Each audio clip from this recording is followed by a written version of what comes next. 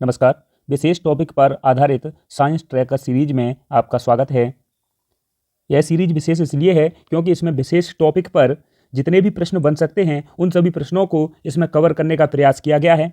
तो चलिए आज देखते हैं सवाल। और सवालों का हमारे प्रतियोगी परीक्षाओं में बार बार आना काफ़ी कठिन सा लगता है, लेकिन ऐसा है नहीं है। अगर आप वीडियो देखेंगे तो वीडियो देखने के बाद में अक्सर आप प्रश्नों में पूछे जाने वाले इम्पोर्टेंट फैक्ट कवर कर पाएंगे। तो आइए शुरू करते हैं। पहला प्रश्न है, शैवाल यानी कि एल्गी, इनको किस में शामिल किया गया है? तो आप सभी जानते हैं कि जब पादप जगत की अगर हम बात करते हैं तो पादप जगत को यानी कि पूरे पादप जगत को दो भागों में बांटते हैं। एक भाग होता है अपुष्पोद्भिद, ठीक है, यानी कि क्रिप्टोगेमी, ठीक है, पुष्पोद्भिद यानी कि क्रिप्टोगेमी। और दूसरा होता है पुष्पोद्भिद, ठीक है, इसको बोलते हैं इंग्लिश में फेनरोगेमी। तो ये जो है अपुष्पोद्भिद और पुष्पोद्भिद, इनमें ऐसे पौधों को शामिल किया जाता है जो पौधे में ना तो पुष्प होते हैं ना ही बीज होते हैं, तो इनको अपुष्पोद्भिद में शामिल किया जाता है। इसके फिर सब डिवीजन है, जैसे थैलोफाइटा है। कौन सा है? थैलोफाइटा। दूसरा है ब्रायोफाइटा और तीसरा है टेरिडोफाइटा। तो ये जो है तीन इसके सब डिवीजन है। और फिर से थैलोफाइटा को आगे डिवाइड किया जाता है। तो थैलोफाइटा जो है फिर से शैवाल और कवक, ठीक है, शैवाल और कवक में आगे डिवाइड हो जाता है।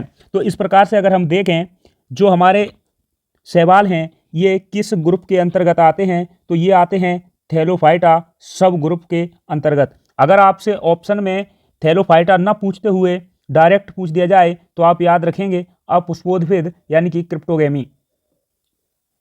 अगला प्रश्न है, शैवालों का अध्ययन क्या कहलाता है? देखिए ये काफ़ी इंपॉर्टेंट प्रश्न है और यहाँ से अक्सर प्रश्न बनते हैं, तो आप इन्हें याद रखेंगे। पहला है साइटोलॉजी। अगर हम साइटोलॉजी की बात करें तो साइटोलॉजी अध्ययन होता है किसका? कोशिका का। आप सभी जानते हैं साइटो का अर्थ होता है कोशिका और लॉजी मतलब अध्ययन, तो ये जो है कोशिका का अध्ययन है। वहीं अगर हम बात करें माइकोलॉजी की तो माइकोलॉजी में किसका अध्ययन होता है? कवक। किसका अध्ययन होता है? कवक। आप याद रखेंगे माइकॉक। क्या याद रखेंगे? माइकॉक, ठीक है, माइको से माइकोलॉजी और का से कवक, ठीक है। आगे की बात करें फाइकोलॉजी, तो फाइको से ऐसे कुछ याद रखना पड़ेगा आपको। फाइको से है फाइकोलॉजी यानी कि शैवालों का अध्ययन हम किसके अंतर्गत करते हैं? फाइकोलॉजी के अंतर्गत करते हैं। वायरोलॉजी की बात करें तो आप सभी जानते हैं जो विषाणुओं से संबंधित बीमारियां हैं उसकी जो अध्ययन है ये वायरोलॉजी में किया जाता है। तो इस प्रश्न का राइट आंसर क्या है? आप समझ गए होंगे, इसका राइट आंसर है सी यानी कि फाइकोलॉजी। अगला प्रश्न है, प्राय शैवाल नहीं होते हैं। शैवालों में ऐसा कौन सा गुण है जो नहीं पाया जाता है? तो देखिए शैवालों की अगर बात करें तो आत्मपोषी है या नहीं, तो आत्मपोषी ये होता है क्योंकि ये अपना भोजन स्वयं बना लेता है। इसमें प्रकाश, ये देखिए आप सभी जानते हैं कि जो शैवाल है इसमें परहरित मिलता है और इसी वजह से ये जो है प्रकाश संश्लेषण करता है और स्वयं भोजन बना लेता है। तो भोजन स्वयं बनाने के कारण ये जो है आत्मपोषी या फिर स्वयंपोषी जीव के अंतर्गत आता है या पौधे के अंतर्गत आता है। अगर हम परहरित की बात करें तो मैंने अभी आपसे बोला था कि इसमें परहरित जो है पाया जाता है, तभी तो ये भोजन बना लेता है। अगर हम संवहन की बात करें तो इसमें संवहन जो हम जानते हैं कि जो फ्लोएम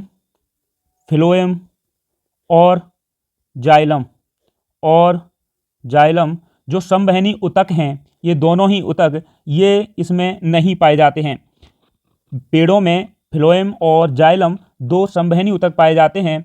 फ्लोएम जो होता है ये पत्तियों से, ठीक है, पत्तियों से जो भोजन होता है उसको पेड़ के अन्य भागों में पहुंचाता है। जाइलम की अगर बात करें तो ये जड़ से, देखिए आप याद रखेंगे ये जड़ से क्या क्या? जल, खनिज, लवण इत्यादि को पेड़ के अन्य भागों में पहुंचाता है। ये आपसे कई बार पूछा गया है कि जाइलम का कार्य क्या है, तो आप बताएंगे कि जाइलम जड़ से, पहले तो आपको याद रखना है जा से जाइलम, जा से जड़, तो जड़ से क्या क्या, जल, खनिज, लवण इत्यादि को पेड़ों की अन्य भागों में पहुंचाता है। वहीं फ्लोएम की बात करें तो ये पत्तियों से, पा से पत्तियां हैं और फ से फ्लोएम है, तो आप ये भी याद रखेंगे। ठीक है, दूसरा है ये डी जो है सूका है। सूका का अर्थ होता है थैलस, यानी कि इसमें थैलस होती हैं, इसकी संरचना थैलसाकार होती है। इसका मतलब है कि इसमें पत्तियां नहीं होती, पत्तियां, जड़, तना, फूल, बीज आदि ये जो है ये सभी अलग अलग डिवाइडेड नहीं होते, बस इतना सा है। पौधे में जड़, तना, पत्ती आदि अलग अलग विभक्त नहीं होती हैं, बाकी की ये होती हैं। ठीक है, तो इस प्रश्न का राइट आंसर क्या है? सी है, सी है, अर्थात ये जो है संवहन युक्त ऊतक इसमें नहीं पाए जाते हैं। अगला प्रश्न है, निम्न में से कौन सा शैवाल का उदाहरण नहीं है? अगर हम शैवाल की बात करें तो देखिए जो अल्वा है ये एक शैवाल ही है, तो इस शैवाल का यूज हम खाने के रूप में करते हैं। ठीक है, आपको कई बार ऐसे भी पूछा जाता है कि इनका यूज किस रूप में किया जाएगा, तो ये जो है अल्वा जो शैवाल है इसका भोजन के रूप में हम यूज करते हैं। केल्प की बात करें तो ये खाद्य मतलब खाद्य, जो खाद्य होता है उसे बनाने में इसका यूज किया जाता है। खाद्य का मतलब खाने से नहीं है, ये दूसरा खाद्य होता है कुछ इस प्रकार, तो ये नहीं है, तो खाद्य मतलब खाद्य बनाने के काम आता है। क्लोरेला की अगर हम बात करें तो क्लोरेला बहुत ही इंपॉर्टेंट सवाल है, क्योंकि इसको अंतरिक्ष यात्री आप इसे याद रखेंगे कि अंतरिक्ष जो यात्री हैं इसे भोजन के रूप में, ठीक है, इसे भोजन के रूप में उपयोग करते हैं। क्यों करते हैं? क्योंकि क्लोरेला में होता है सबसे ज़्यादा प्रोटीन। अगर थोड़ी सी भी मात्रा इसकी खा लेंगे तो आपको भरपूर प्रोटीन मिल जाएगी, जिस वजह से जो अंतरिक्ष यात्री रहते हैं वो अपने अंतरिक्ष के यान के केबिन में इसको, यानी कि जो उनके केबिन में हौज होता है वहाँ पर इसको उगा कर रखते हैं, और जब इन्हें ज़रूरत पड़ती है अंतरिक्ष में तो इसको ये खा लेते हैं। क्लोरेला से इन्हें प्रोटीन प्राप्त हो जाती है, जल और ऑक्सीजन भी प्राप्त हो जाता है। तो ये जो है यहाँ अल्वा भी है, केल्प भी है, क्लोरेला भी है। तो इस प्रश्न का राइट आंसर क्या है? बी, यानी कि शैवाल के ये सभी उदाहरण हैं। अगला प्रश्न है, अंतरिक्ष यात्री किस शैवाल का उपयोग खाद्य के रूप में करते हैं? देख लिया, अभी मैंने आपको बताया था, तो किस शैवाल का यूज किया जाता है आप सभी को पता है। इसका राइट आंसर है सी से है क्लोरेला। ठीक है, तो जो है क्लोरेला शैवाल का यूज अंतरिक्ष यात्री अपने भोजन के रूप में करते हैं। आपको साथ में ही यहाँ से एक प्रश्न और याद रखना है, जो ये क्लोरेला है, क्लोरेला से क्लोरेलिन प्रतिजैविक बनाया जाता है। ठीक है, क्या बनाया जाता है? प्रतिजैविक बनाया जाता है, तो आपको ये भी याद रखना है। चलिए अब अगला प्रश्न देखते हैं। अगला प्रश्न है टिंचर आयोडीन ये किससे बनाई जाती है? तो देखिए सबसे ज़्यादा आपको प्रश्न ऐसे पूछा गया है कि टिंचर आयोडीन किससे बनाई जाती है, लेकिन साथ में आपको ये भी याद रखना है कि आयोडीन सबसे अधिक किस शैवाल में पाया जाता है। तो शैवालों में क्या है कि ये अधिकतर समुद्र के किनारे या समुद्र में पाए जाते हैं, इस वजह से इनमें आयोडीन मिलता है। लेकिन आपको याद रखना है कि लेमिनेरिया नामक शैवाल में अत्यधिक आयोडीन की मात्रा पाई जाती है।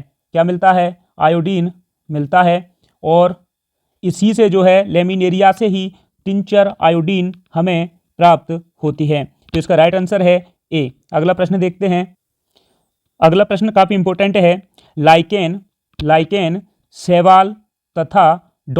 से मिलकर बने होते हैं, यानी कि लाइकेन जो है ये किन दो जीवों से मिलकर बने होते हैं? तो देखिए लाइकेन के बारे में कुछ इंपॉर्टेंट फैक्ट आपको याद रखना है। जैसे ये लाइकेन है, ठीक है, तो इनमें दो जीवों इनके बीच में देखिए एक संबंध होता है, सहजीवी संबंध। कौन सा? सहजीवी। ये आपको याद रखना है। आपको कई बार ऑप्शन में सहजीवी, सहोपकारिता, सहजीवता इत्यादि इत्यादि ऑप्शन में मिलेंगे, तो आपको याद रखना है कि लाइकेन शैवाल किसके बीच? शैवाल प्लस कवक अर्थात सेक आपको याद रखना है। क्या याद रखना है? सेक। से है शैवाल, का से है कवक, तो शैवाल प्लस कवक, ये दोनों ही सहजीविता का संबंध बनाते हैं। ठीक है, आप सभी जानते हैं कि जो शैवाल है ये प्रकाश संश्लेषण से भोजन का निर्माण कर लेते हैं। कवक जड़ों में रह कर के जल खनिज लवण इत्यादि शैवाल को देता है, और शैवाल भोजन से प्रकाश संश्लेषण भोजन बनाकर कवक को देता है। तो ये एक दूसरे को लाभ पहुंचाते हैं, और जब एक दूसरे को दो जीव आपस में मिलकर के लाभ पहुंचाएं तो उस संबंध को हम बोलते हैं सहजीवी। और ये आपसे कई बार पूछा गया है, पूछा जाएगा भी, काफ़ी इंपॉर्टेंट प्रश्न है। तो इस प्रश्न का राइट आंसर क्या है? शैवाल और कवक मिलकर के ऐसा कर लेते हैं। एक और प्रश्न आपसे यहाँ बार बार पूछा जाता है कि जो लाइकेन होते हैं ये किसके सूचक होते हैं? तो ये होते हैं वायु प्रदूषण के। ठीक है, वायु प्रदूषण के। इसका मतलब ये है कि जब जहाँ वायु प्रदूषण अधिक होगा वहाँ लाइकेन नहीं मिलेंगे। तो इस प्रश्न का राइट आंसर आप समझ गए हैं, डी है। चलिए अगला प्रश्न देखते हैं। अगला प्रश्न है, स्पाइरोगायरा कोशिका में हरित लवक है। कौन सा हरित लवक स्पाइरोगायरा कोशिका में पाया जाता है? तो आप नाम से ही पहचान सकते हैं, स्पाइरोगायरा में स्पाइरल जो आकार है, इस आकार का हरित लवक पाया जाता है। अगला प्रश्न है, शैवाल पौधों में नर और मादा अंग ये क्या कहलाते हैं? शैवाल के जो पौधे हैं इनमें नर और मादा अंग क्या कहलाते हैं? तो देखिए ये काफ़ी इंपॉर्टेंट प्रश्न है। हालांकि ये प्रश्न जो है MPSI 2016 में पूछा गया है। तो इन प्रश्नों का जो स्तर है वो कुछ पिछले एग्जाम के आधार पर ही निर्धारित किया गया है, तो आप इन्हें जरूर याद रखिएगा। वास्तविकता तो यह है कि जो शैवाल जो पौधे हैं इनमें नर और मादा अंग जो है अविकसित अवस्था में पाए जाते हैं। कैसे पाए जाते हैं? अविकसित अवस्था में पाए जाते हैं। लेकिन इनके जो अविकसित ही सही, पर इनको कहते क्या हैं? इनको कहते हैं एंथेरिडियम और अंडजननी। ठीक है, अंडजननी को उगोनियम भी कहते हैं, तो आप ये याद रखेंगे, उगोनियम। ठीक है, ये आपको याद रखना है। इस प्रश्न का राइट आंसर क्या है? बी है, यानी कि एंथेरिडियम और अंडजननी। अगला प्रश्न है, अधिकांश शैवाल में मुख्य वर्णक और अतिरिक्त वर्णकों के रूप में क्लोरोफिल पाया जाता है। तो देखिए एक बात तो आप समझ गए हैं कि इनमें अनिवार्य रूप से क्लोरोफिल पाया जाता है। अगर हम बात करें भूरे शैवाल में उपस्थित वर्णक क्लोरोफिल के अतिरिक्त, यानी कि क्लोरोफिल तो आपको मिलेगा ही, लेकिन इसके अतिरिक्त कौन सा वर्णक पाया जाता है? ऐसा प्रश्न पूछना मेरा औचित्य नहीं है, बल्कि ये एग्जाम में पूछा गया है। ठीक है, ये जो 2017 में पुलिस का एग्जाम हुआ था, पुलिस कांस्टेबल का, उसमें यही प्रश्न पूछा गया है। तो जो शैवाल हैं इनमें क्लोरोफिल के अतिरिक्त जो भूरा शैवाल है, आपको पता होगा कि शैवाल 3 कलर के होते हैं। एक होता है भूरा यानी कि ब्राउन शैवाल, एक होता है हरा यानी कि हरित शैवाल, और तीसरा होता है लाल, ठीक है, यानी कि रेड शैवाल। तो ये जो है 3 प्रकार के शैवाल पाए जाते हैं। इन शैवालों की बात करें तो जो भूरा शैवाल है इसमें क्लोरोफिल के अतिरिक्त फ्यूकोजेंथोफिल, ठीक है, फ्यूकोजेंथोफिल नामक एक और वर्णक पाया जाता है। तो ये आपको याद रखना है। चलिए अगला प्रश्न देखते हैं। अगला प्रश्न है, काफ़ी इंपॉर्टेंट प्रश्न है, ये भी एग्जाम में, पिछले एग्जाम में MP व्यापम से ही पूछा गया है। इसमें ये पूछा गया है कि प्रयोगशाला में जीवाणु संवर्धन के लिए प्रयुक्त अगार माध्यम का स्रोत क्या है। अगला प्रश्न है, तो इसमें ये पूछा गया है कि अगार जो माध्यम है ये किसका स्रोत है। अगर हम प्रयोगशाला में अगार जल जब बनाते हैं तो उस समय हमें जीवाणुओं की अधिक आवश्यकता पड़ती है। तो उस समय होता यह है कि जीवाणुओं के संवर्धन के लिए उसमें प्रयोग किया जाता है लाल शैवाल का। किसका? लाल शैवाल का। तो लाल शैवाल का जब प्रयोग किया जाता है तो इसमें भी, इस शैवाल के भी कुछ अन्य नाम हैं। जैसे आपने पढ़ा है कि 3 प्रकार के शैवाल हैं, भूरा और लाल और हरा, ठीक है। तो लाल शैवाल में एक होता है ग्रेसिलेरिया, ठीक है, एक होता है जेलीडियम और दूसरा होता है ग्रेसिलेरिया। कौन सा? ग्रेसिलेरिया। तो ये जो है 2 ऐसे शैवाल हैं जो लाल शैवाल के अंतर्गत आते हैं। साथ में आपको याद रखना है कि प्रयोगशाला में वास्तव में जेलिडियम और ग्रेसिलेरिया का प्रयोग किया जाता है, ठीक है। तो इस प्रश्न का राइट आंसर सी है। अगला प्रश्न है, शैवाल मुख्य रूप से निम्न में से किस जानवर के ऊपर चिपके हुए मिल सकते हैं। तो देखिए ये जो प्रश्न है ये NCERT में अगर आपने पढ़ी होगी तो उसमें भी इसी प्रकार लिखा हुआ है। तो आप अगर पढ़ी होगी तो आप उसमें देखेंगे कि एक चित्र भी बना है जो एग्जाम में काफ़ी बार पूछा भी गया है, तो ये हो सकता है कि आपसे पूछ ले।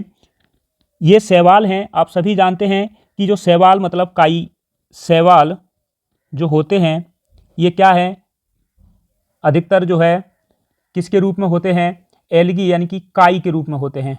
ठीक है, काई के रूप में होते हैं।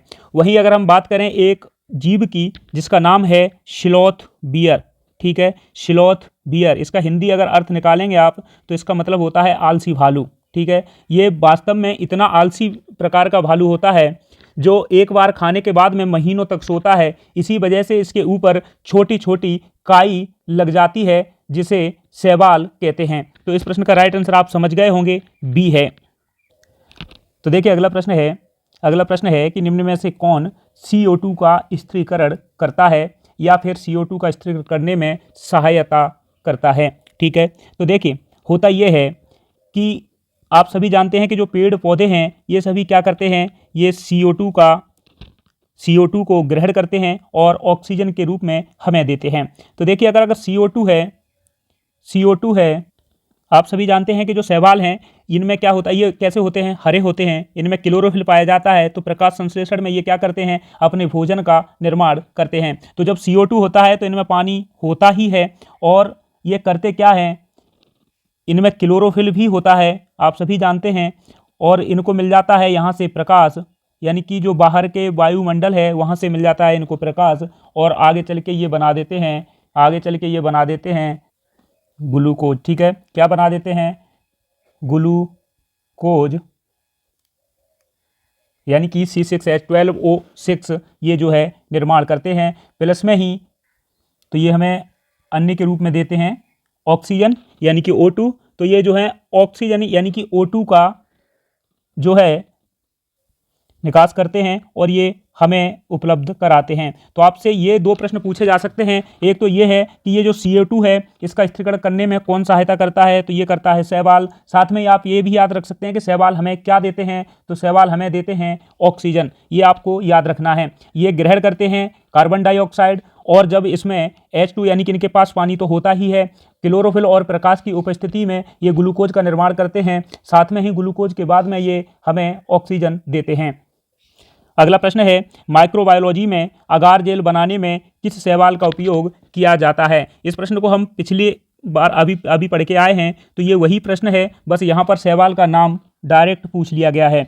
तो ये है पहला जेलिडियम, दूसरा है ग्रेसिलेरिया। तो इस प्रश्न का राइट आंसर होगा सी, यानी कि दोनों। अगला प्रश्न है नॉस्टाक, कैल्प और एनाबीना नामक शैवाल, इनमें क्या समानता है, ये आपस में क्या समानता रखते हैं। तो ये देखिए नॉस्टाक है, कैल्प है और एनाबीना है, ये तीनों ही वास्तव में खाद बनाने के कार्य करते हैं। तो इसका राइट आंसर है वी। अगला प्रश्न है कौन से शैवाल में सबसे पहले प्रकाश संश्लेषण की खोज हुई थी। तो अगर हम बात करें प्रकाश संश्लेषण की खोज शैवाल में सबसे पहले किस में हुई थी, तो आप याद रखेंगे पहला है क्लोरेला, दूसरा है बोलोनिया, यानी कि ए और बी दोनों। इसका राइट आंसर है सी। अगला प्रश्न है शैवाल में मुख्य रूप से कितने वर्णक होते हैं या दिखते हैं। तो वास्तव में शैवाल कितने रंग के होते हैं आपको पता है, मैंने अभी आपको बताया था कि भूरा, लाल और हरा, यानी कि तीन जो रंग के शैवाल हमें देखने को मिलते हैं। तो इसका राइट आंसर है वी। अगला प्रश्न देखते हैं। अगला प्रश्न काफ़ी इंपॉर्टेंट प्रश्न है, यहाँ से एक न एक प्रश्न आपको देखने को मिलेगा। जब भी एग्जामिनर प्रश्न को कठिनाई में ले जाएगा तो आपको यहीं से प्रश्न देखने को मिलेंगे। तो देखिए ये है कि निम्न में से कौन सा सही सुमेलित नहीं है, आपको ये बताना है। हमने आपको बताया था कि जो है शैवाल तीन प्रकार के आपको देखने को मिल सकते हैं। एक होता है हरित शैवाल, दूसरा है ब्राउन यानी कि भूरा शैवाल, और तीसरा है लाल शैवाल। तो ये तीन प्रकार के आपको देखने को मिल सकते हैं। अब देखिए यहाँ से प्रश्न कुछ ऐसे बनेंगे कि जो हरित शैवाल है इनमें, तो देखिए जो हरित शैवाल है इनको नाम दिया गया है क्लोरोफाइसी। क्या नाम दिया जाता है, क्लोरोफाइसी। आप ऐसे भी याद रख सकते हैं कि हरित शैवाल को क्लोरोफाइसी, ब्राउन शैवाल को फियोफाइसी, लाल शैवाल को रोडोफाइसी नाम दिया गया है या ऐसा इन्हें कहा जाता है। ठीक है, लेकिन आपको साथ में ही ये भी याद रखना है कि ये जो है इनमें क्लोरोफिल पाया जाता है, लेकिन क्लोरोफिल का कौन सा क्लोरोफिल का कौन सा प्रकार पाया जाता है। आप सभी जानते हैं कि जो क्लोरोफिल है ये वास्तव में 4 प्रकार का होता है। ठीक है, क्लोरोफिल वास्तव में कितने प्रकार का होता है, 4 प्रकार का होता है। तो अगर हम हरित शैवाल की बात करें तो इसमें जो है क्लोरोफिल ए और बी, कौन सा, क्लोरोफिल ए प्लस बी पाया जाता है। ब्राउन शैवाल की बात करें तो इसमें क्लोरोफिल ए प्लस बी की जगह सी, यानी कि क्लोरोफिल ए प्लस सी पाया जाता है। लाल शैवाल की बात करें तो यहाँ क्लोरोफिल ए और डी पाया जाता है। तो आप सभी जानते हैं क्लोरोफिल 4 प्रकार के होते हैं, A plus B plus C plus D. तो ये जो है ए प्लस बी इसमें हरित शैवाल में पाया जाता है, ब्राउन शैवाल में ए प्लस सी पाया जाता है, लाल शैवाल में ए प्लस डी पाया जाता है। तो इसका अर्थ ये है कि इस जो प्रश्न का राइट आंसर होगा ये होगा डी, यानी कि सभी सही सुमेलित हैं। 19वां प्रश्न है कि निम्न में से किस शैवाल में क्लोरोफिल ए और सी पाया जाता है। तो मैंने अभी आपको बताया है कि जो ब्राउन शैवाल है इसमें क्लोरोफिल ए और सी पाया जाता है। अगला प्रश्न है शैवाल यानी कि एल्गी हमें क्या देते हैं। तो देखिए शैवाल हम आपको बता चुके हैं कि शैवाल जो है ये CO2 वायुमंडल से ग्रहण करते हैं और उसके साथ प्रकाश संश्लेषण करने के बाद हमें ऑक्सीजन देते हैं। क्या देते हैं, O2 देते हैं। तो देखिए मैंने ये आज का अंतिम प्रश्न था, यानी कि शैवाल से बनने वाले कुल 20 प्रश्न हैं, साथ में कुछ फैक्ट भी थे जो हमने आपको बताए हैं, इन्हें आप याद रखेंगे। इससे होगा ये कि आपके शैवाल से बनने वाला कोई भी प्रश्न कभी गलत नहीं होगा। ठीक है, लेकिन साथ में ही आपको ये याद रखना है कि इन प्रश्नों को आप देखें, बार बार देखें या फिर कहीं लिख करके रख लें, जिससे होगा ये कि जब भी आप एग्ज़ाम देने जाएं तो रिवीजन करके ज़रूर जाएं। अगर आपको ये PDF चाहिए तो आप इस PDF के लिए आपको PDF की जो लिंक है टेलीग्राम की लिंक पर इसको शेयर किया जाएगा। तो टेलीग्राम की लिंक आपको इसके डिस्क्रिप्शन में दे दी जाएगी, तो आप उससे टेलीग्राम ज्वाइन कर सकते हैं और PDF वहाँ प्राप्त कर सकते हैं। मैंने अपनी तरफ से 100% ये जो है कंटेंट अच्छा देने का प्रयास किया है। फिर भी अगर आपको कुछ लगता है तो आप अपना कमेंट बॉक्स में छोड़ सकते हैं। तो चलिए मिलते हैं अगली वीडियो में।